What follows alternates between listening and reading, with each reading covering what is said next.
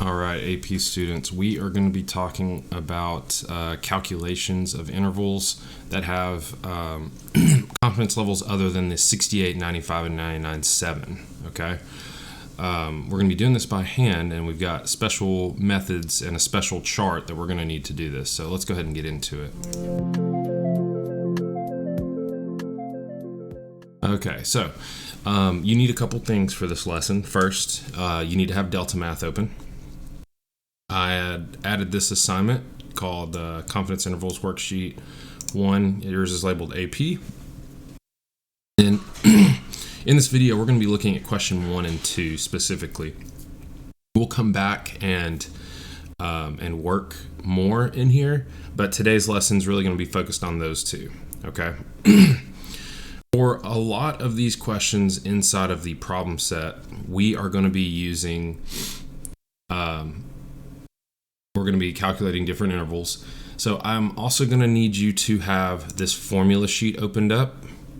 It is on Kidum, which I'm going to move that due date up here.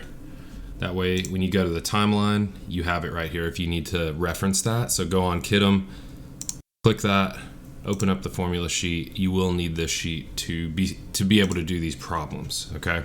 We will not be using the calculator do this work. So what I'm going to have you do is you're going to go ahead and go all the way down to the not the last page, but this one, the page 5.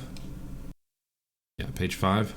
And you see something called the table B T distribution critical values. So we're going to be using this for our for our problems.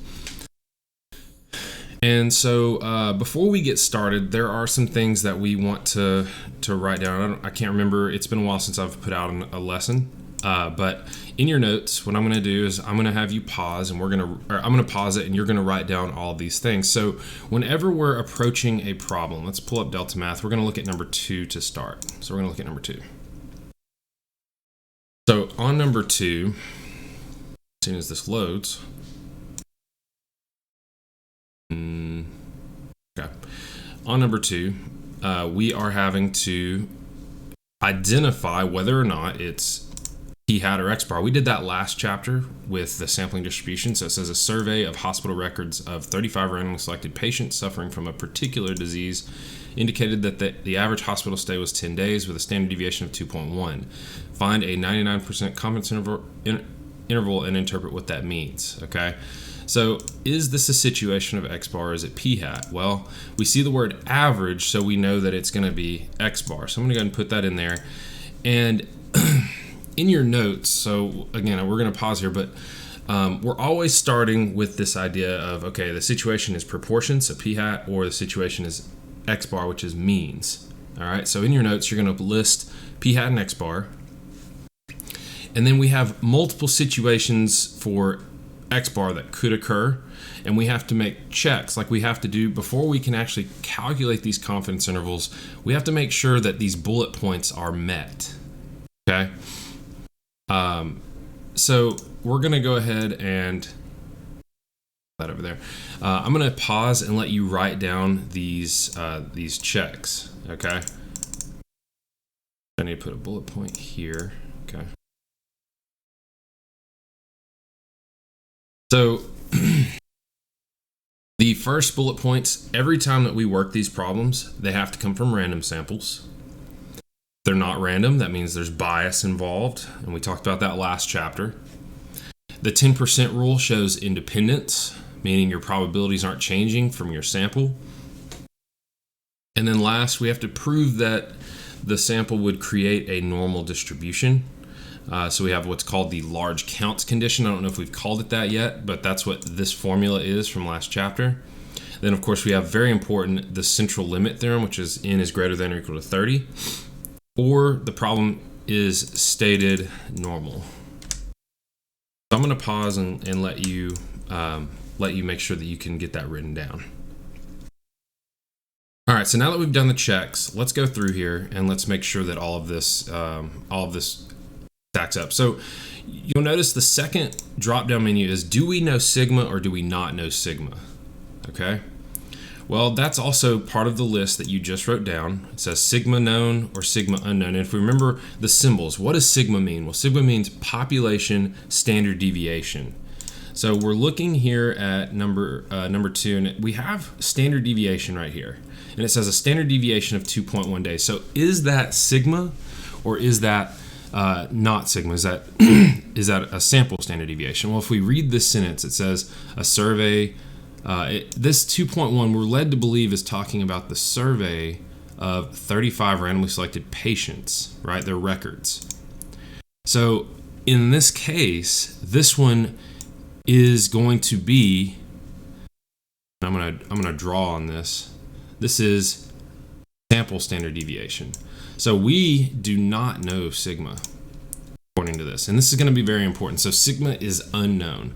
And now let's do all the checks before we start calculating our interval by hand. First off, is it a random sample? Yes, it says random right here, randomly selected. 10% rule. Is 35 less than 10% of all the patients that they've ever had are suffering from this particular disease? Well, that implies 10%. This is 10% of 350. We're just going to assume, like we've seen before, that yeah, it's sufficiently large. So we're going to say yes. Is it normal? Okay, so this is where we use that large counts or central limit theorem, or if it's stated normal. Well, 35 is greater than 30, so therefore this is a yes. So especially for AP students, on a free response question, we would be looking for these checks. Okay, this is something that this is a detail that needs to be there. Okay, we have to have those checks. And again, I wrote right here, if any fail, then you cannot calculate the confidence interval. So you would want to write this because it is not random. Like if it wasn't random, you'd say that would cause bias in our sampling. Therefore, the interval, or that would cause the interval to be biased. So you cannot proceed with the calculation. Okay, or any of the rules, whatever that we talked about. Now that we've done that, it's time to calculate the intervals. Now, we need to talk about the different types of intervals that can occur. So first off, so we're going to write in here interval types. Okay. That larger here, underline. Okay. So first off, for p hat,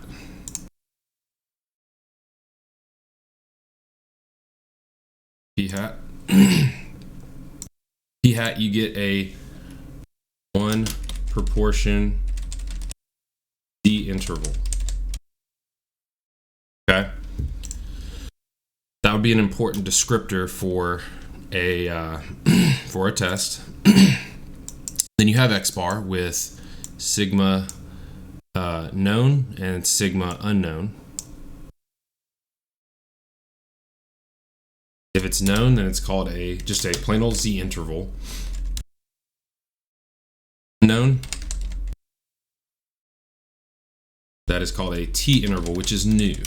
And that's what the main goal of this lesson is, to teach you about the t interval. Okay, I'm not trying to go too much longer, so I may just highlight the t interval, and then we'll work this problem. I may not get to number 1, but we'll see. I'm kind of short on time this morning. But let's talk about the t interval and what that means. So a z intervals, what they're talking about are z scores, which is something we learned about last chapter. And we're going to make that like a little note here. So put a little star, and we'll say z intervals use z scores. And if we remember our formula for z score, that was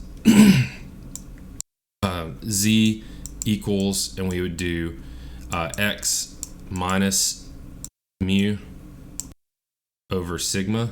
So that's what we're talking about when we say a z score. So it's x minus the mean, so observation minus the mean, over the standard deviation. That would tell you sort of your position. You have a positive or negative z score. Okay. Now a t interval, and essentially z star is a z score, by the way. A t interval works very similar to this fact, and these come from normal distributions. If we go over here, what we have in this sheet, on our formula sheet, is a t distribution, is what it's called. Okay, we're going to write down some notes about a t distribution. So in your notes, I'd like you, let's add this. You're going to put when sigma is unknown, the t distribution. Okay, a t distribution has a different shape than a normal curve. So at the top, we get a t distribution, and as you can see, because it's based on the sample, we have a lot more variability that's allowable on the edges. That's going to be one important fact. It is symmetric, single peak at 0 for a standard t distribution, just like a standard normal curve, which is the z distribution. It has much more area in the tails, okay? Much more area in the tails. So I'm going to pause and let you write that, okay? I'm going to let you write that. Okay, so here I have a Desmos that we're going to talk about. So, by the way, this is the formula that a normal distribution uses. We have never seen that before, so don't let it stress you out. You're just using the tables to help you out. That would be these tables here. That's what those that formula is calculating those. But just FYI. And this is a very complicated formula here for your t distribution. Again, none of it needs to be memorized in any way. You have the tables available to do that. But on this, I have this interesting little slider, and it is manipulating the blue line, which is the t distribution. So n is your sample size.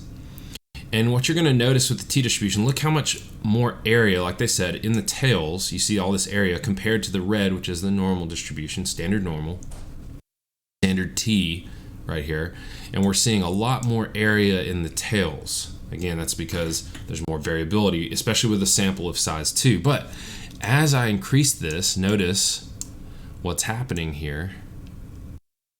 Well, as it goes up, the t distribution pretty much becomes the actual normal distribution, okay?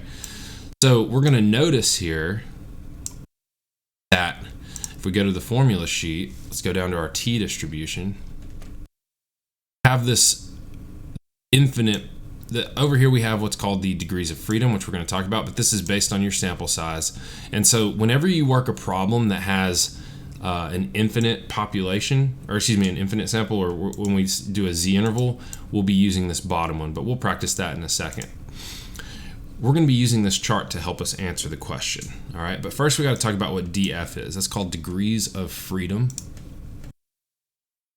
So degrees of freedom is a very complicated concept to discuss, and I'm probably going to save that for the next lesson to go into it a little bit more. I think it's important to at least try to describe it to you all. But even the book, when I read the book, it says it's easier to just tell the students that it's n-1, which is not very satisfactory to me. So I will find other ways to describe that. But for now, just write this yellow. Degrees of freedom is n-1. Okay, n-1. Have what we need now to start solving this question here and make this confidence interval. So I'm going to pull that up, go here, and we know that to construct the confidence interval, it's point estimate. I'm gonna abbreviate here. We're gonna write on here. So point estimate plus or minus critical value, which is going to be, in this case, since it's since we don't know sigma, it's going to be t star is what we're going to call it. I've written that before, times standard error. Now, standard error for this one, I believe we've written out what those are, but the standard error is actually going to be s of x over square root n. And we actually have that on our formula sheet as well. If we go up, right here, right? Sample error of a sample statistic. And this would be the one that we would use if we knew sigma. We'd be using this one for our standard error, okay? But we're using this. They call it S. You can use S of X, you can use S. It won't matter because they do mean the same thing. Okay, so point estimate, well, that's going to be the statistic, which is the average that they gave us. So the average hospital stay was 10 days. So we're going to do 10 plus or minus ahead and we'll talk about T star last, but let's go ahead and do our standard deviation, get it ready. So S of X is 2.1 over square root of 35, square root of 35. All right, so really the main difficulty of this will be calculating the T star. But it's really not that bad either, okay? So first thing we need to know our confidence level, which is 99%. And then we also need to calculate the degrees of freedom. So remember that df equals n minus 1. So that means degrees of freedom is 35 minus 1. So 34 is our degrees of freedom, okay? 34. When we have those two facts, 99% confidence and the degrees of freedom 34, we can answer this question, okay? Go to our table. First thing we want to do is identify the degrees of freedom that we want to use. And you'll notice that it skips from 30 to 40. From 30 to 40. So when we're reading the table here, we have a degrees of freedom of 34. So when you're looking at this, you'll notice we don't have a row of exactly 34. If we did, we would use that row. So for a lot of these, if our sample is under 30, we also should hope that the distribution will be normal, approximately normal. But we're not going to round up. We're going to actually use the row 30. So because we have 34, we're going to round down on these always. Doesn't matter if it's 39, we would round down to 30. And that goes for all of these. So what we'll do, once we have our degrees of freedom, so we're going to be using this row here, 30. When we look at our confidence level, you'll see that listed at the bottom here, okay? That listed at the bottom. So we want 99%, so we're looking where those intersect. So we're going to be using 2.50. Okay, that's what we want. So we're going to go back here, 2.50, sorry, it's 2.750. And you'll also remember I said do not round until the final answer. Do not round until the final answer. So 2.750 times. Okay, so let's go ahead and construct this. So we start with our point estimate. And you can start with the plus or the minus version, but we have to do both. So we're going to do minus 0.750. Make a parentheses. In the Inspire, it is control divide to make a fraction. We'll put the standard deviation 2.1 up top. Control x squared to make a square root, and then we want to put the sample size in there, which is 35. So this gets us our lower boundary. So if I'm going into Delta Math, going in here, slide that over. We want to type in, we're going to round this to 4 places because this would be our final answer. Go to 4 places, so that is 9.0239.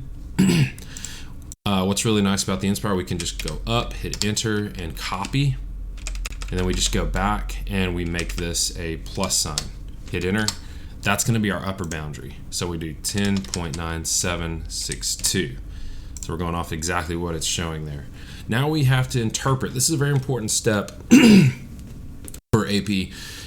We have to be able to write this out, and it's very important that you memorize this statement. When on the next test, when I give you free response, I'll need to see the interpretation. It will be in the directions as well. So it says, we put what percent confident are we? Well, we go up here, it gives us that 99% confident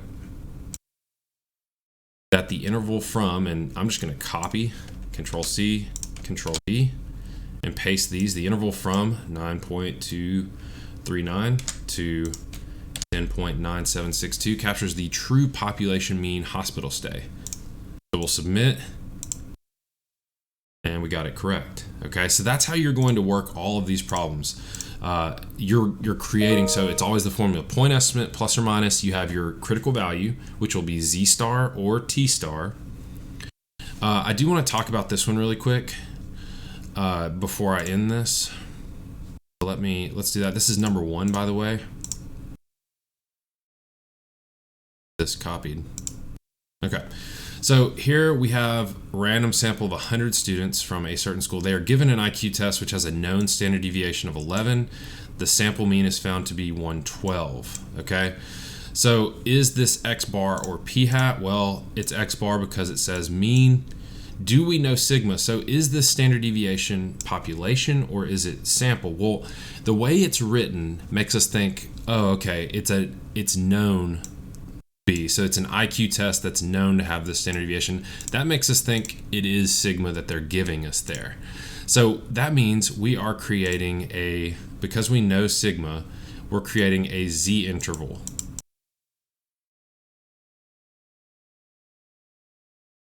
Okay, so whenever we have a Z interval, we're not going to be using degrees of freedom anymore. So when we're doing our point estimate, plus or minus Z star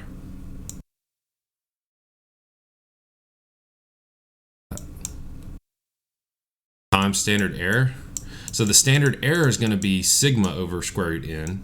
But let's talk about Z star. Well, we find Z star by using this bottom row. So anytime, if it's not a T interval, by the way, you are going to be using this bottom row here. So this says what confidence level? We are 98% confident. So I'm looking on my sheet, 98%. Here is the Z star that you're going to use right there, okay? Point estimate plus or minus Z star times standard error. I believe in you guys. I think you can get through that now without me. There's definitely more questions that need to be worked in here, so I'll have another lesson coming out pretty soon. If you have any questions, reach out to me.